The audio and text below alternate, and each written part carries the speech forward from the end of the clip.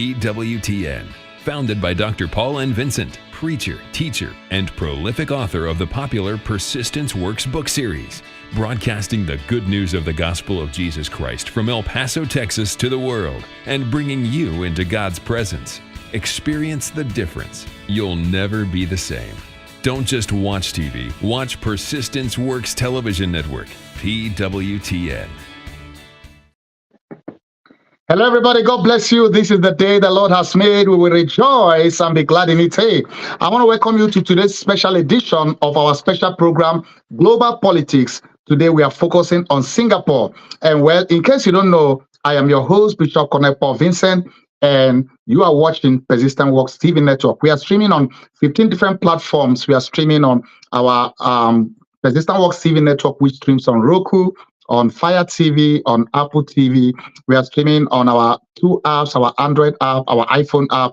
We are streaming on all the leading social media platforms, on YouTube, on Facebook, on Twitter, on LinkedIn, and everything in between. So wherever you're watching us from, I want to welcome you today. And we are also streaming from around the world. So wherever you're watching from us from around the world, if you're watching us here across in the US, in Europe, in Africa, in Nigeria, in Egypt, if you're watching us in Australia, Malaysia, if you're watching us in Singapore, we'll be talking about Singapore today. Hey, I want to welcome you today, and I believe we are going to have a great time in Jesus' name. So please help me share this video. Let it go viral. I'm trusting God we are going to be reaching people, and you are going to enjoy the broadcast today, because this program, Global Politics, where we focus on different nations, is a program we created here on Persistent Works TV Network, where we talk about different nations and cities and states, and we explore what's going on in those places, and especially things to learn from those countries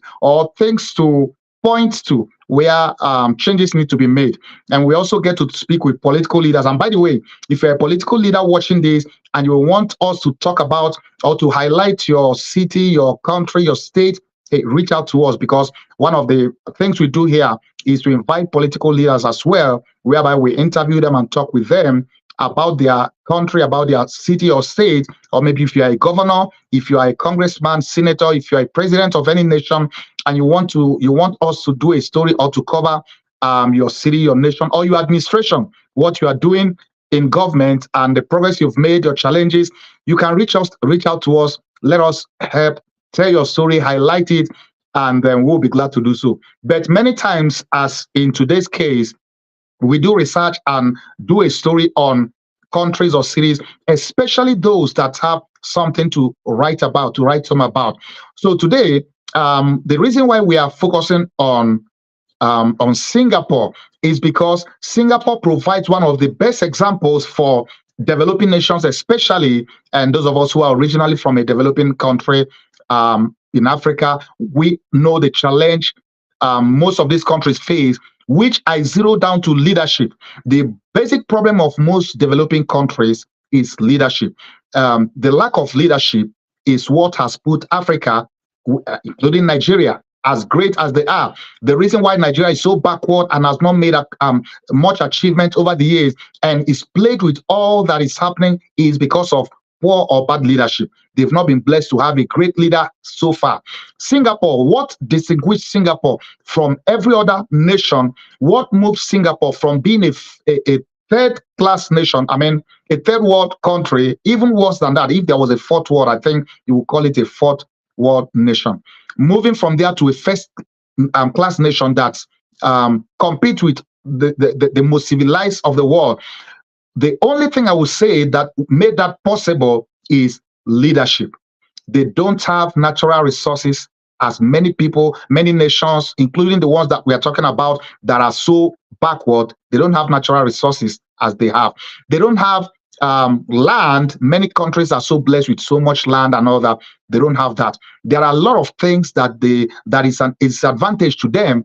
But you see, even in the midst of that, with the right leadership, they managed to create what has become today one of the best countries in the world, one of the cleanest countries in the world, one of the most business-friendly countries of the world. And most people like to visit, businesses like to do business in and through Singapore. And because of that, in my book, Actually, my Facebook, Persistence Works. In case you have not seen my Facebook, this is the cover of my Facebook, Persistence Works, Discovering How to Persist Unto Your Miracle. The foreword was written by Bishop Francis Waloke, the current national president of Pentecostal Fellowship of Nigeria. In this book, I shared a story and I encourage people not to give up. The bottom line is that people not give up, but they persist until they see the physical manifestation of their miracles, until they reach their goals, until they achieve their dreams. And in doing that, I explored 40 examples of people, organizations that persisted, many of them from the Bible. And I also explored contemporary figures who, through persistence, through not throwing it in the towel, through not giving up, they were able to achieve greatness, great things for themselves, for their nation, for their organization. One of those I reference in this book because I've always admired. I mean, we all are human. Nobody is perfect. No matter whatever you do or accomplish, there will be flaws. So I'm not focusing on what he didn't do right, but my focus is what he did right and the result that was accomplished. So the leader of Singapore, the prime minister at the time after the independence, Lee Kuan Yew, who was the person that is, I would say, single-handedly responsible for what Singapore has become today. So he was one of those I wrote about in my book, Persistence Works. And by the way, I'm sure you know that Persistence Works is the book Persistence Works is the mother of all things persistence. So this book gave birth to everything Persistence Works that you see happening today. It started as a book. It metamorphosed to book series, which ended up being a 20 published books. Of course, 5 more are coming very soon. So it's going to be a 25, book series. We have an e-newsletter, Persistent Works e-newsletter that we send to over 100,000 people across 150 nations. It also have many other Persistent Works products, including Persistent Works TV network. So if you're wondering how Persistent Works TV network came about, this is the mother of it. This is my Facebook, the mother of Persistent Works products. It has become a brand name, so to speak. And I'm so glad and so thankful to God for the privilege to birth the message of persistence. I believe that's one of the main things that God wants me to bring to the body of Christ, the message of persistence, not giving up until you see the physical manifestation of your miracles, of your dreams, of your goals. So talking about Singapore, one of the leaders, or the key leader, as I said, is the one that I referenced in the book, Lee Kuan Yew, and he was the leader that led Singapore from independence to become what it has become today. Now, there are many things they did or he did as a leader. The most important thing a leader could do is to provide visionary leadership. Part of the problem of most developing countries, especially in Africa, including Nigeria, part of the problem is that they don't have visionary leadership. They only have leaders who are concerned about themselves, about their interests, about their pockets, and all of that. They don't think 50 years, where do we want this country to be 50 years from now, 5 years from now, 15 years from now, 10 years from now? What do we want to accomplish? And not only have it in paper, be willing to make the sacrifices and put in place policies to see it through. They don't have that.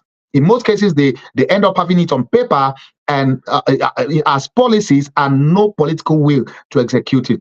And that has been the problem all the way. So a nation like Singapore did a couple of things right, which is why, to me, I think it's one of the role models. It's one of the examples developing nations need to look at to be able to see what did they do right? What did they put together? How did they come up with going from third class or even fourth class nation to becoming a first class nation? How do they end up becoming a destination where everybody or every business wants to go to? That is what we are going to be talking about. And I've put together some videos that will help shed more light on this. But before then, I want to just talk about some of the policies that he put in place as a political leader when he was a prime minister. As I said before, the most important thing a leader can provide his people, an organization, nation state, is visionary leadership. Where do you want? You are the governor, you are the president, you are the prime minister, you are the mayor. Okay, that's okay. So what? Where do you want this nation, this city, this state? Where do you want it to be 25 years from now? Do you want to keep doing business as usual and merry-go-rounding round the clock, doing everything, the same thing that everybody has done in the office, like for the past 100 years or 50 years? In most cases, politicians do just that. That is why not every politician is a leader. Most politicians are just that, politicians. They are just concerned about the next election and winning the next vote and telling you all what you want to hear so that you can give them your vote. But leaders are not so concerned about, winning the next election. Leaders are more visionary leadership, which is why I want to stress the word visionary leadership.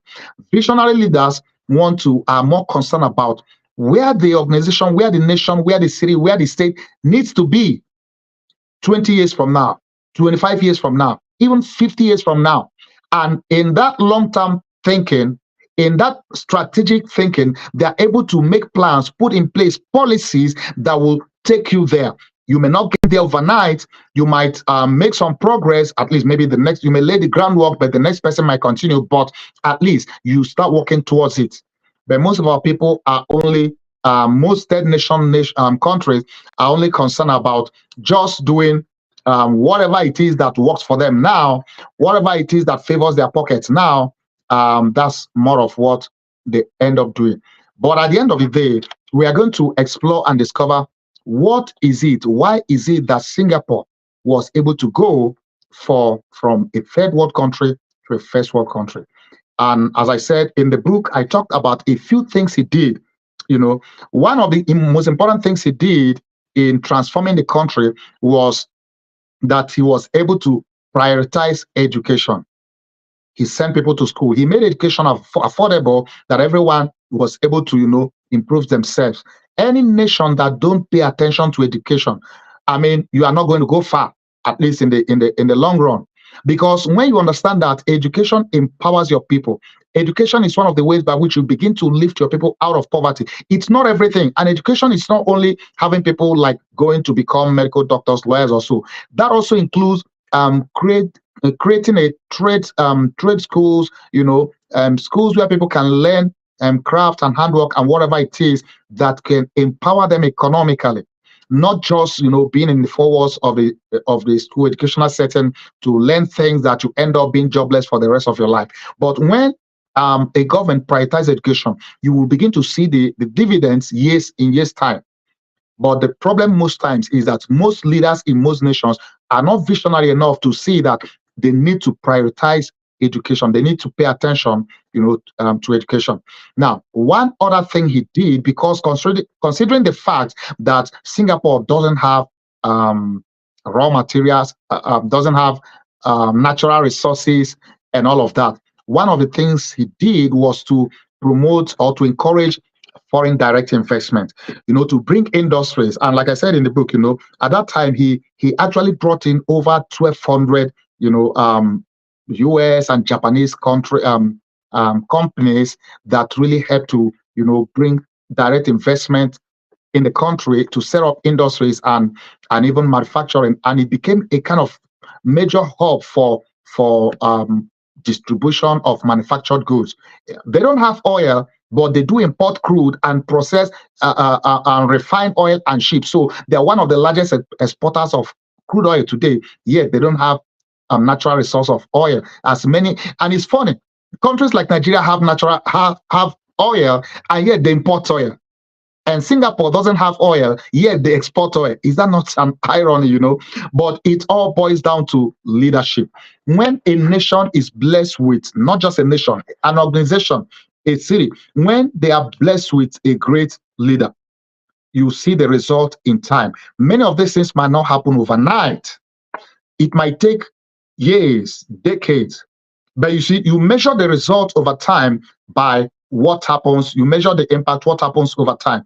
So I respect the leadership of Singapore in being able to lead the country from out of poverty, out of where they were way back behind. In fact, they were rejected. Do you know that they were part of Malaysia, but Malaysia literally kicked them out? You know, nations will normally fight to gain independence from the colonial masters, the country that they were part of.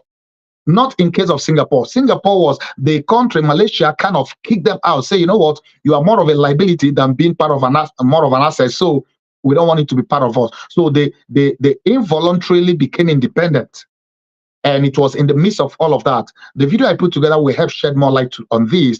But you see, the big lesson and takeaway why I'm doing this video, why I'm focusing on this country today, Singapore today, is because I want it to become an inspiration, a challenge, to become something that countries, developing countries, can look to and say, you know what, if Singapore could do this, we can do this. If this can happen in Singapore, we can do this. It begins with the right leader. If you don't have the right leader as a nation, as a city, as a state, then your problem is you have a bigger problem. Your main challenge may be to do whatever you can to elect a visionary leader. And in some part of the world, Africa especially, including Nigeria, it's so unfortunate that the visionary leaders who have credibility and integrity don't end up being in office. They end up having the wrong ones who have nothing to offer. Whatever they have to offer, man, you cannot get into office by corrupt means and expect to fight corruption. You don't even have the moral right to do so. If you try to fight it, hey, the people you are trying to fight will be like, hey, you did even worse to get to office. So what are we talking about? So that is why you cannot fight what you don't. You cannot give what you don't have. If you don't have credibility, you can't give it. If you don't have integrity, you can't give it. You can't give what you don't have. And you can't fight what you are part of. You don't have the moral right, the moral justification to do so. Even if you do it, they will tell you to your face, hey, you don't have the right to do so, because guess what? We also know your track record. We know what you did to get into office before you got into office. So it's important for nations, cities, states to elect and to make sure that leaders who are visionary leaders get into office. That is going to be the starting point of creating the future they want to see. And when that happens, it's so important for leaders to think strategically, to think far, to think 25 years. I always use 25 years as the minimum, but actually think 50 years. Think 25, bring it to 15 to 10, so that whatever you are doing, policies you are putting in place, are things that should outlast you. If as a leader, what you are doing is only policies that favors you and happens when you are in office, you are a failure already, because your policies and what you do as a public officer, as a government official, shouldn't be just for yourself, just for when you are in office. But unfortunately, many leaders, many politicians, I don't call them leaders, many politicians in developing countries, they are only concerned about what happens in their tenure when they are in office. When they leave office, even if the place burns down, they don't care. And they don't care for the people, which is why their emphasis is on what they get and what they and their clique can profit from the system. But visionary leaders think strategically. They think how it benefits the masses, the people, not just about you.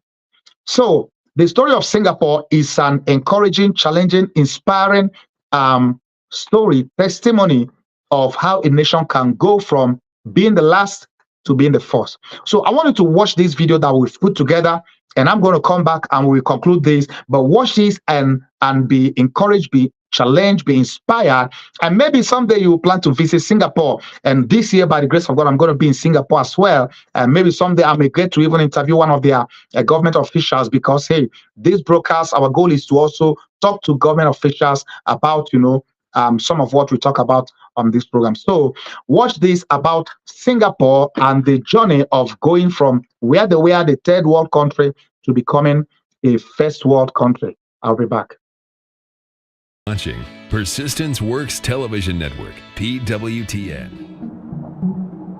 In 1965, the newly created nation of Malaysia did something that nations almost never do. It voluntarily ejected a strategic and important part of its own land, the 360 square mile island known as Singapore. While independence is usually a cause for celebration, the new leader of Singapore, Lee Kuan Yew, foresaw the coming economic calamity. You see, the whole of my adult life, I had believed in Malaysian merger. Singapore was already in a terrible position prior to independence. 2/3 of its million population lived in slums, with many addicted to opium. Its highly mixed population was increasingly breaking out into violence. It had no significant industry, and unemployment was already high. Its newfound independence now meant it was without access to natural resources, as the island has none. Its larger and more powerful neighbors were not only going to cut it off from trade, but were actively hostile to Singapore's existence. To make matters even worse, British military forces were withdrawing from the island, taking with them 20% of the remaining economy. Singapore appeared to be destined for underdevelopment, violence, and poverty.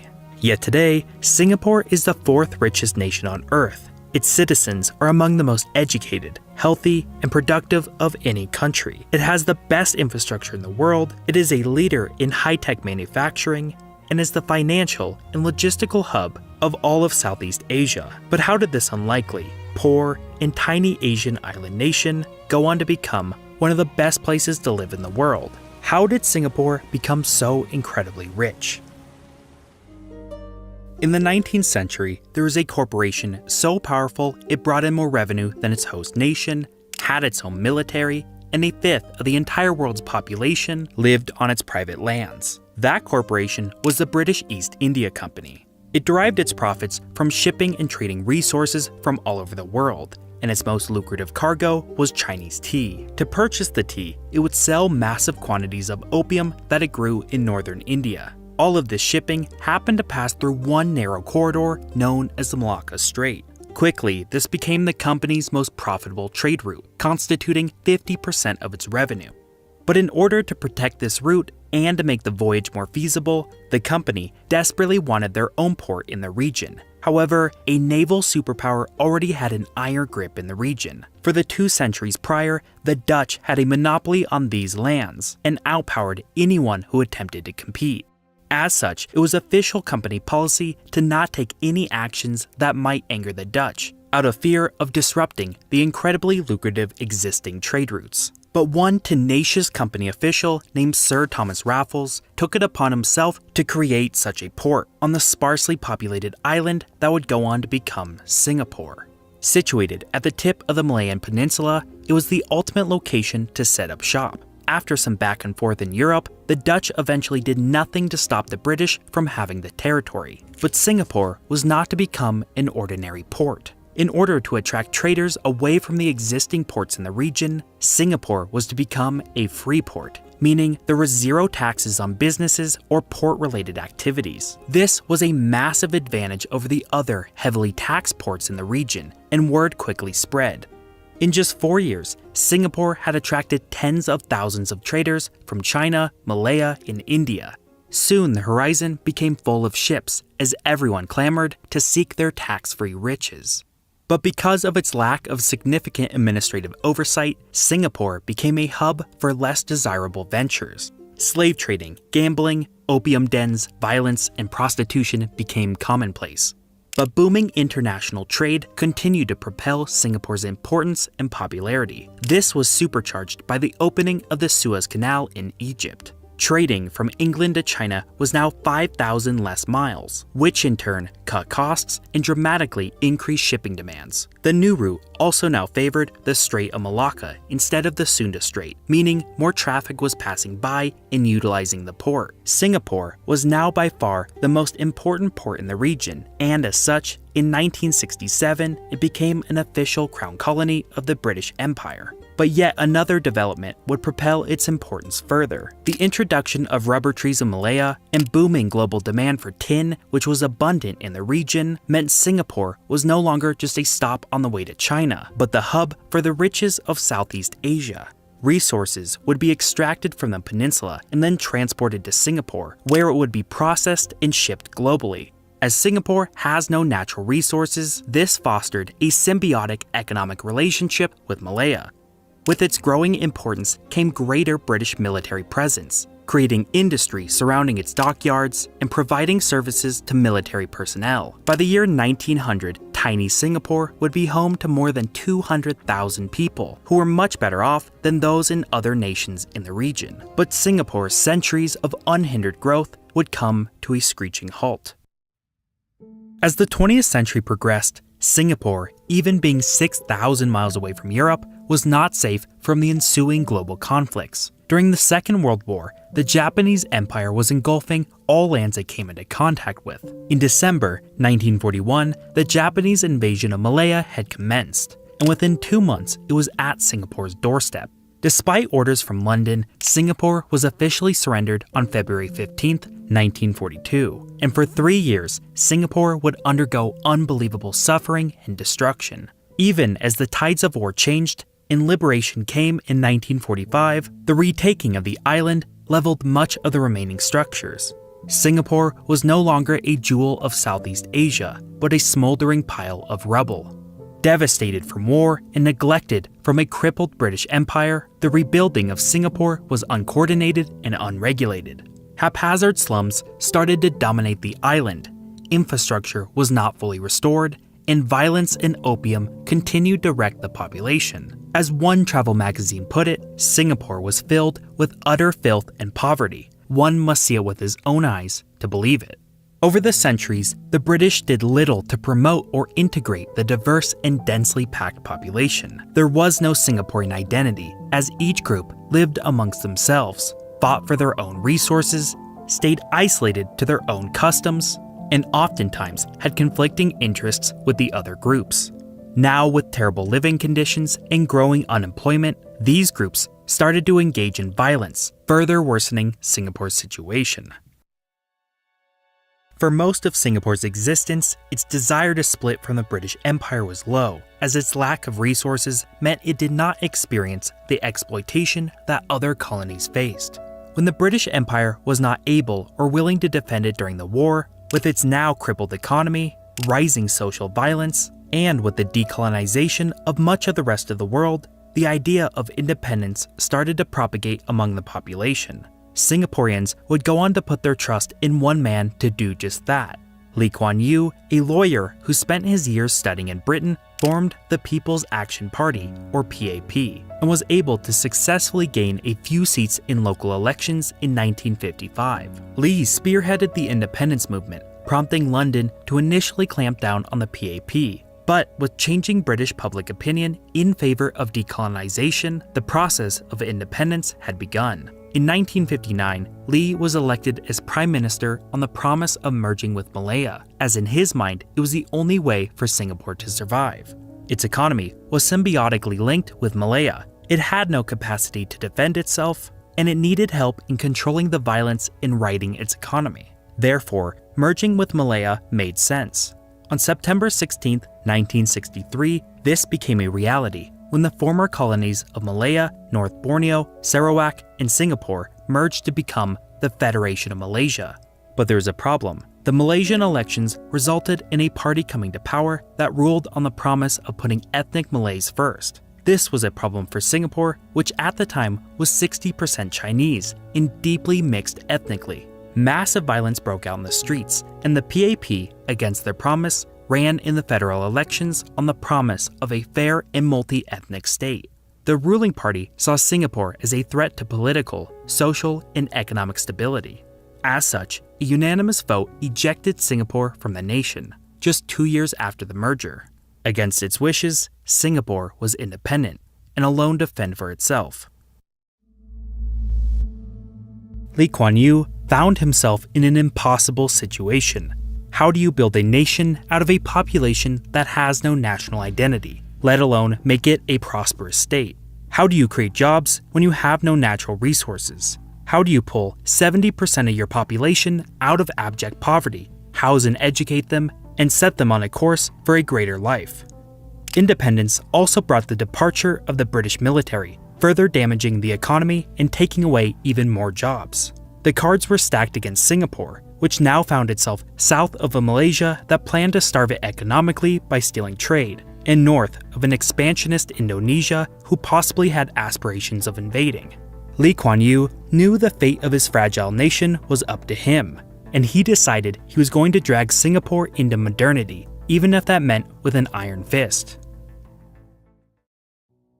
The first thing to overcome was the social unrest, while at the same time working to cement the PAP's political power. Individual freedoms were curtailed, free speech was banned, political opponents were jailed without trial, and draconian punishments were carried out for rioting, violence, and drug use. This hardline authoritarian approach even included public canings for chewing gum, graffiti, and public drunkenness. Anyone that spoke out against the government was sued into bankruptcy. Religious extremists, Communist Chinese, Malays who wanted to reunite with Malaysia were all silenced or worse. Lee Kuan Yew's solution to the potentially explosive underlying ethnic and social tensions was authoritarian rule. However, as horrible as this was, it worked in curtailing violence and stabilizing the nation. In his mind, the population would not care about the diminishment of their freedoms if it meant he could provide them with economic prosperity and social peace. Free elections would continue in theory, however, they would be tampered with so much that the nation would become a one-party state under the PAP, whose rule still stands to this day. With the social and political situation stabilized, Lee would carry out a dramatic economic overhaul that would go on to enable a miracle. The most pressing economic problem to address was housing. Representing one of the largest slum populations on Earth, 70% of all Singaporeans lived in rough temporary structures with no plumbing. Lee instituted a controversial law allowing the government to buy land cheaply, to which row after row of affordable housing would be constructed. While initially inspired by the British welfare state, Lee did not want his people dependent on the state forever. As a way to give citizens a stake in the nation's prosperity, to increase upkeep of structures, and to build wealth, residents were heavily encouraged to buy their apartments at low rates. The way in which they could afford this was through another policy that forced a percentage of one's income to be saved, called the Central Provident Fund. Originally, the savings fund was for pensions. However, Lee modified it, allowing citizens to spend it on housing. Slowly, over time, the amount forced to be saved was increased to 25% of every paycheck, with another 25% being deposited by employers. This eventually made Singapore the nation with the highest ratio of savings to income earned. This savings policy, coupled with cheap rates for state-owned housing, proved to be a massive success. All citizens living in slums were housed, and most started to be able to own their own property. Today, 80% of all Singaporeans live in houses they own that were originally built by the state. This has allowed Singaporeans to largely avoid the extreme housing prices in other similar nations like Hong Kong. But building houses for the population would not nearly be enough if the economy did not have jobs for them to work at. With no resources, no real existing manufacturing, and neighbors reluctant to trade, Lee knew the only way to grow was by doing everything possible to attract foreign investment. Keeping in line with Singapore's historical roots, taxes and regulations were kept low. Companies were even given massive incentives like being completely exempt from taxes for 10 years. To keep wages competitive, Lee banned unions and actively encouraged businesses to fire all workers when faced with a strike. The government also started dumping money into infrastructure projects and creating sprawling modern industrial zones. Seeing as Singapore's domestic market was small, numerous policies were implemented to gear the economy toward exports. Mixed with Singapore's existing port, incredible geography, and business-friendly policies, simple, labor-intensive foreign businesses started pouring in. This was helped further by Mao Zedong's Cultural Revolution in China that scared investors away from Hong Kong and Taiwan. Within just 10 years, Singapore had practically zero unemployment, and the economy was growing at a monstrous 13% every year. Singapore would continue to implement hyper-capitalistic policies to increase investment by foreign companies, so much so that it is the second easiest nation to do business in. With an economy starting to become ever more reliant on government intervention, Lee also took drastic measures to cut out corruption. This included sentencing those suspected to death, as well as offering some of the highest wages in the world for government officials, helping to reduce the desire to engage in corruption in the first place. This worked, and today Singapore is one of the least corrupt nations on earth. This substantially increased the effectiveness of policy implementation, as well as increasing investor confidence, further boosting growth and cutting down on wasteful spending. But Lee did not want Singapore to always be focused on simple, cheap manufacturing. He knew the most valuable resource the nation had was its human capital. As such, he started creating technical schools, paid foreign companies to train workers, and created modern hospitals to keep the population healthy. This in turn brought in more specialized industry and thus higher wages, higher savings, and more budget for the government to reinvest in education. This created a positive feedback loop of productivity gains. By the 1980s, Singapore was now in the business of petrochemicals, pharmaceuticals, advanced computer components, shipbuilding, chemical manufacturing, and more. In fact, despite Singapore's lack of resources, it had become the world's third largest producer of refined petroleum. This is because it had once again become the regional hub of Southeast Asia, importing raw materials from its neighbors, processing and manufacturing them, and then shipping them across the planet. This status of regional hub was further facilitated by Singapore's rapidly growing financial sector, which strategically bridged the gap between American markets closing and European markets opening. This rise was also perfectly timed, as many Asian nations were undergoing tremendous growth, allowing Singapore to act as a logistical and financial hub through which foreign investment was distributed. This, mixed with pro-financial policies, allowed Singapore to become the fourth largest financial center in the world. But Singapore, coming from such humble beginnings, meant it did not have its own class of entrepreneurs. The lack of capital and technical know-how meant it was impossible for Singaporeans to build substantial companies of their own to compete on the world stage. Not wanting to be left out and to further facilitate growth, Lee organized a group of gifted civil servants and international businessmen to make efficient state-owned enterprises. This included Singapore Airlines, steel, iron, and chemical manufacturing, and many other capital-intensive enterprises. While state-owned companies are usually synonymous with inefficiency, in Singapore, their primary objective from the very beginning was to make a profit. Low corruption in government, Lee's willingness to shut down loss-making ventures, and the lack of unions, which kept costs low, meant these companies were wildly successful. By the 90s, the government began limited privatization of the most profitable, giving Singaporeans preferential rates for buying shares. These companies helped to diversify the economy as well as filling gaps in the market. The revenue generated was also placed in a sovereign wealth fund, which was then used to further funding for healthcare, infrastructure, and education.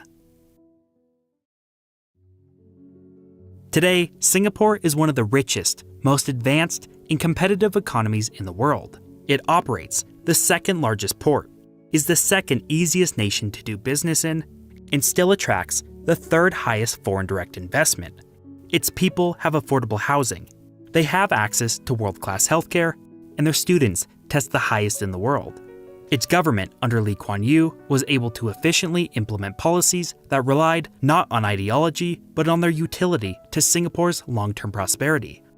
But this has, of course, come at the cost of political and certain individual freedoms. While it's hard to agree with its authoritarian governance, it's hard to argue with its success. The consolidated power allowed Singapore to maximize its advantages while limiting its shortcomings. Singapore has always been lucky with its location on one of, if not the most important global shipping lane. It got lucky with riding the growth of globalization in the second half of the 20th century. But most importantly, it got lucky that its dictator, Lee Kuan Yew, was smart and more or less benevolent in his actions. While it might be easy for those of us that live in Western countries to criticize some of Singapore's actions, our ideals and institutions have had hundreds of years to form, while developing nations are expected to do the same in less than a generation. The path Singapore took should not be and likely can't be replicated by other nations. Singapore's economy is not perfect for the world. It's perfect for Singapore.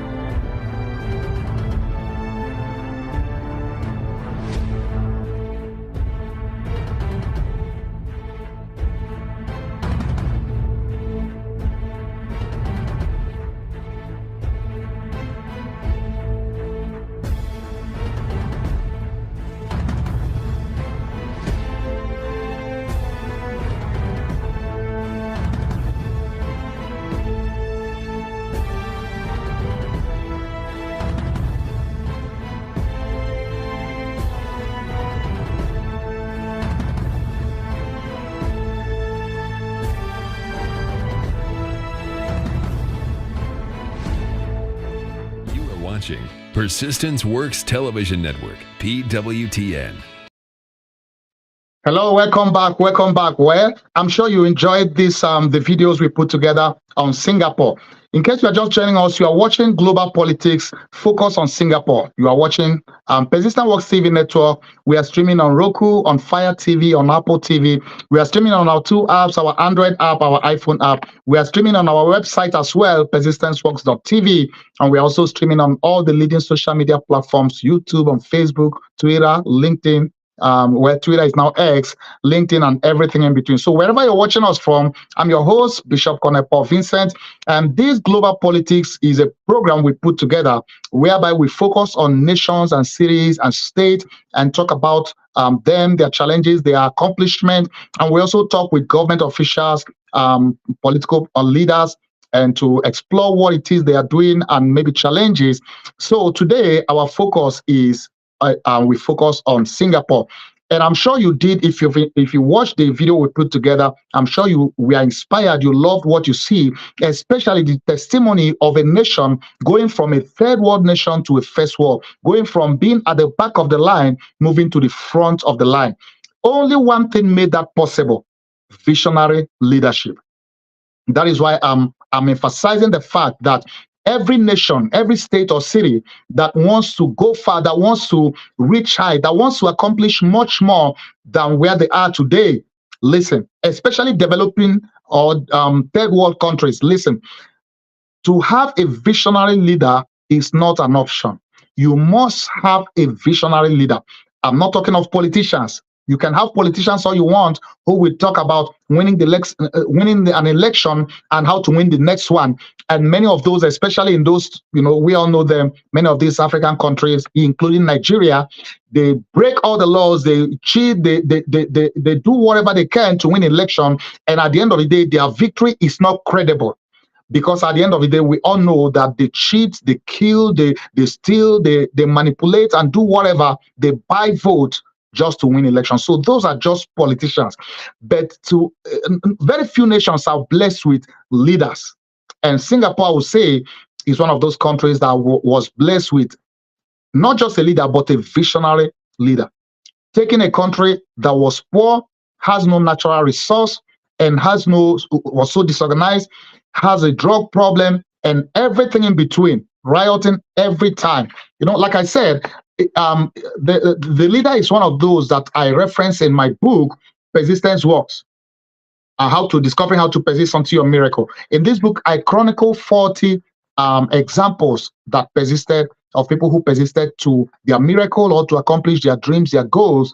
And many of them are Bible characters, and many of them are contemporary characters. One of those is the Prime Minister of Singapore, who we just talked about, and the video emphasized, showcased much of what he accomplished.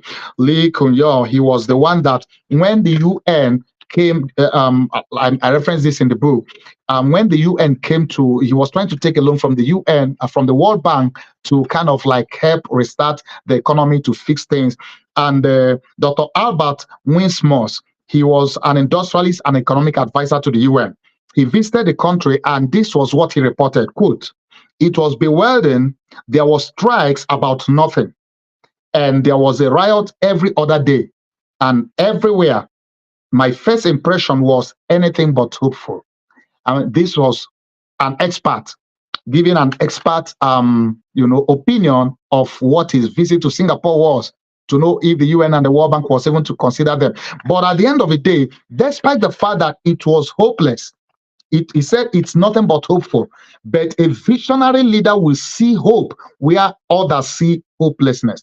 A visionary leader will see potential where others see nothing. A visionary leader will believe in his people, in his nation, in himself.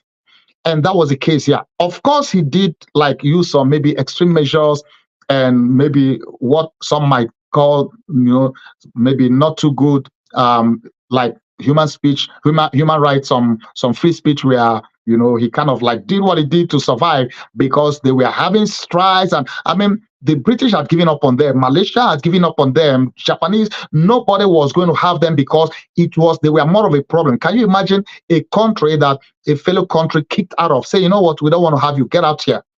go on your own. We don't want you because you are more of a liability. So I think he will need some extreme measure policies to really get things under control, which was what he did. He tried to do. But the bottom line is that the result speaks for itself. Nobody today will look at Singapore and question or say the leader what he did wasn't right, or whatever extreme measure he tried to use, that it didn't work, because today it speaks for itself. So I am challenging leaders of developing countries, third world countries, even including developed countries, because when you stop having a leader or leaders that are visionary, that are strong leaders, then you have no country, you have no nation. So it's a challenge for leaders, for countries, to seek to produce visionary leadership. And if you are a leader, if you're a politician in office already, it's a challenge for you to see beyond your personal profit, your personal interest, your personal investment, because most politicians see it as an investment and they want to recoup their investment. See your position in government, in power. See it beyond your own personal interest, your investment. Why don't you see what you can do to leave a legacy, so that 20, 30, 40 years from now, when they tell the story about your nation, about your city, about your state, the legacy you left as a leader, as a political leader, or as a governor, as a president, as a congressman, as a mayor, will be the legacy will be there for all to see. And even if there were some imperfections and things that you didn't do right, history will be kind to judge you and will forgive, because the result of the legacy you left speaks for itself. And that's my challenge to all leaders, African leaders, leaders in Nigeria, leaders in Ghana, leaders in most developing countries, especially where there have been so much backwardness, because the leaders have not had the political will to do what needs to be done to move the country forward. It's always about corruption. You see, one of the ways he fought corruption, this may be some may think this is extreme, but it worked. In fighting corruption, he instituted a death sentence. If you're a corrupt government official and you are convicted, you will be executed. Simple. And you know what? He also increased and made sure that they were well paid. So public officers in Singapore is one of the highest paid in the world. And so if you are there and you are being well paid and you want to enrich yourself by corrupt means, when you are arrested and prosecuted, death sentence. Why you may think that is extreme, but listen, Singapore is one of the least corrupt countries in the world. It didn't happen by accident.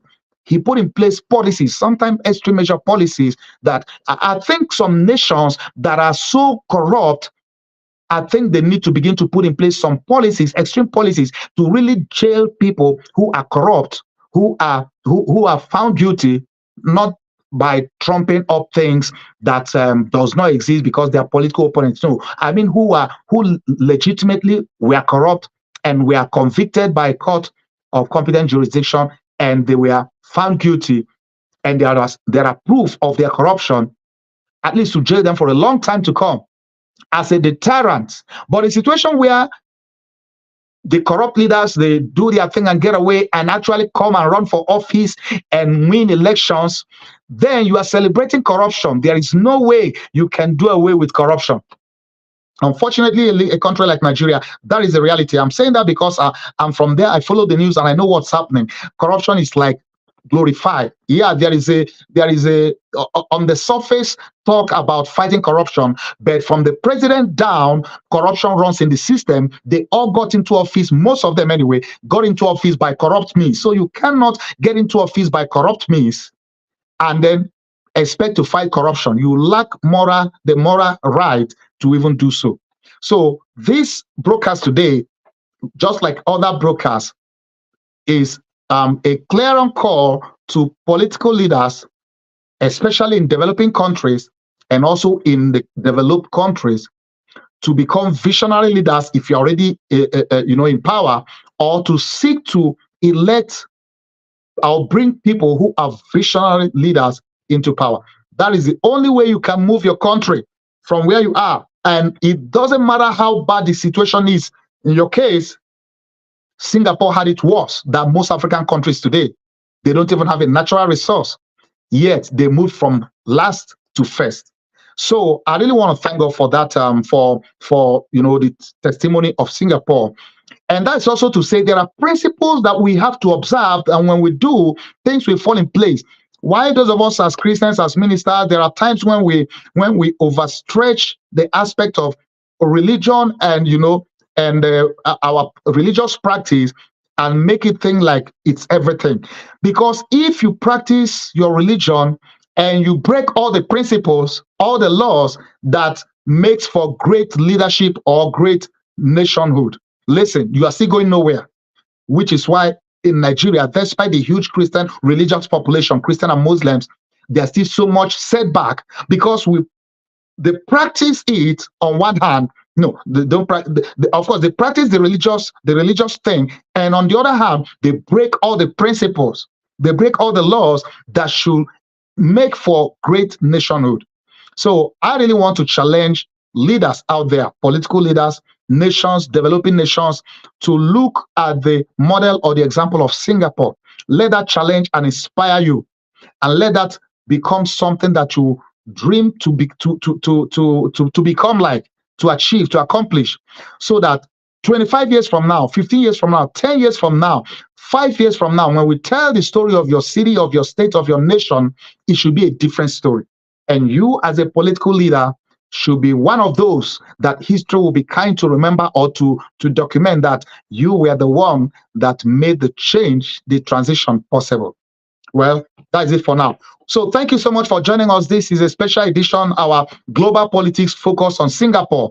And if you did enjoy this, please let's know. You can send me an email and let's know how you enjoy this program. By the way, if you are a political leader in any nation of the world and you want us to talk about your nation, your city, your state, or if you want us to talk about your regime, what your administration is doing, or the challenges you face, or you are trying to like even get foreign investors and you want to come on our show to talk about it, hey, reach out to us. We are open for business, so to speak. We want to talk with political leaders, government officials, presidents, governors, senators, congressmen, mayors. We want to talk with you to talk about your challenges, your prospects, and the potential for investment, and also help showcase or highlight your whatever you are doing or whatever you have done as a people, as a nation, as a leader.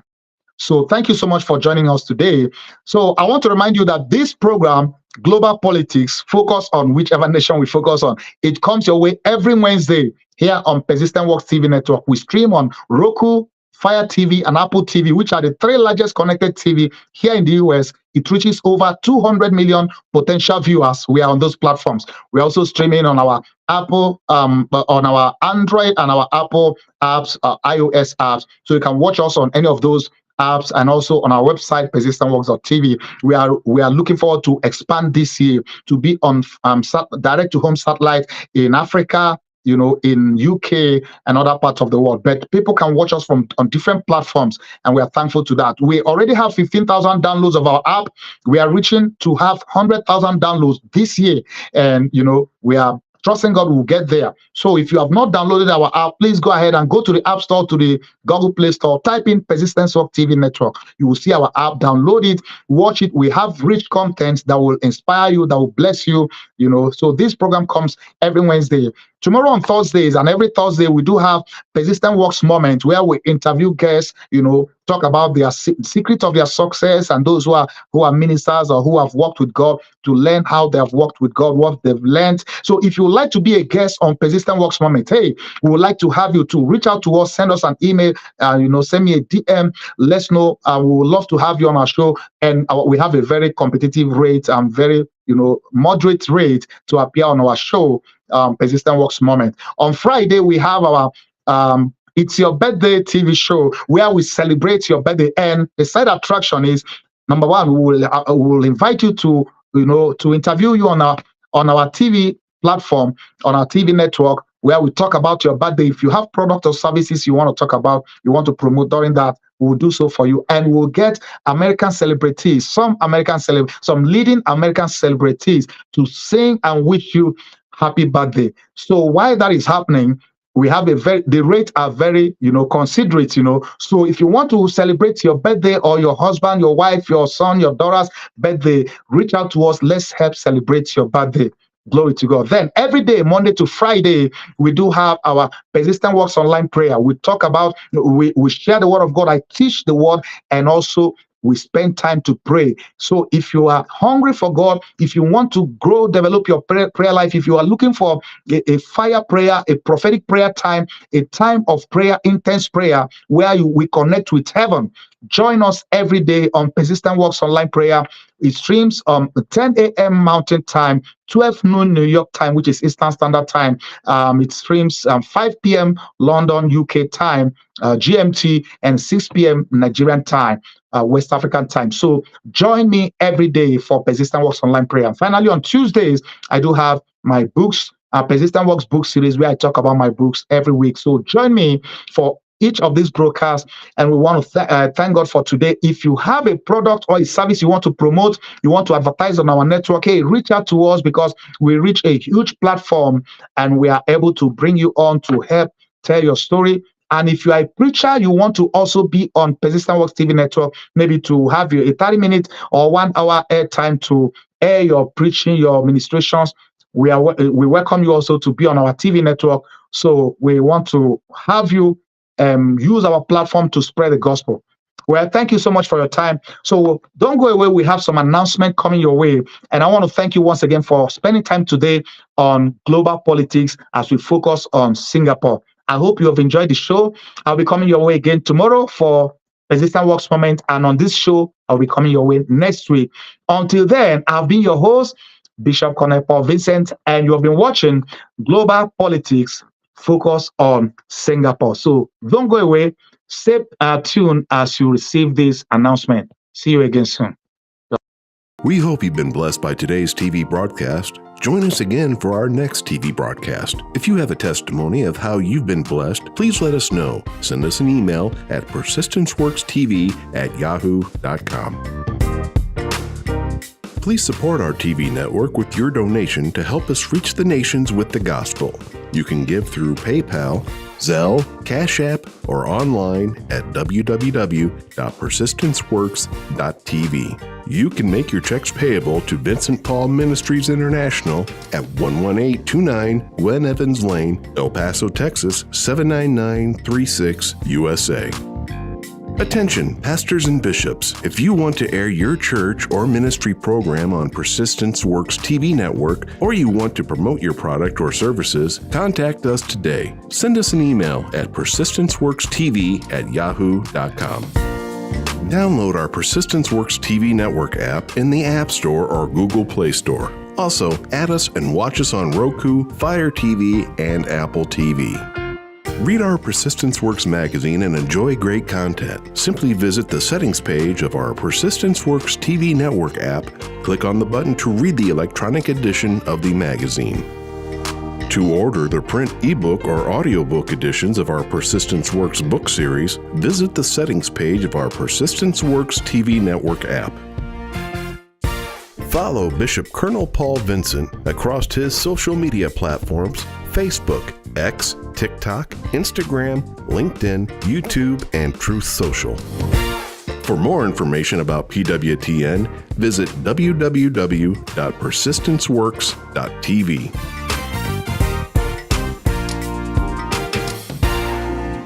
Inspiration and motivation to reach your dreams in life? Are you trying to overcome discouragement? Do you desire a deeper spiritual walk with God? Do you question your destiny?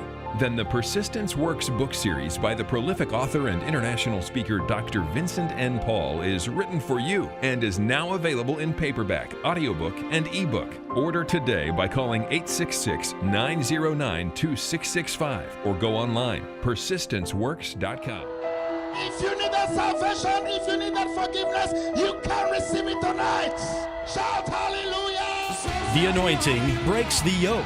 Hear Dr. Paul N. Vincent preach the anointed word of God that changes lives and brings salvation, healing, and deliverance. Invite him to minister in your church, conference, or crusade. Also read his life-changing books in the Persistent Works series. For more information about inviting Dr. Vincent to minister or to order his books, visit VincentPaulMinistriesInternational.com. Dr. Paul N. Vincent, internationally known author and preacher, invites you to his annual Persistence Works Holy Land Tour in October and April. These memorable trips throughout Israel include include visiting historical sites in Jerusalem, Nazareth, and Bethlehem, as well as the Sea of Galilee, the Jordan River, and many more. Your travel package includes round-trip airfare from Houston, Texas, and Lagos, Nigeria to Tel Aviv, first-class hotels, 2 meals a day, air-conditioned buses, and Israeli Ministry of Tourism approved English-speaking guides. For more and to register, visit vincentpaultours.com today.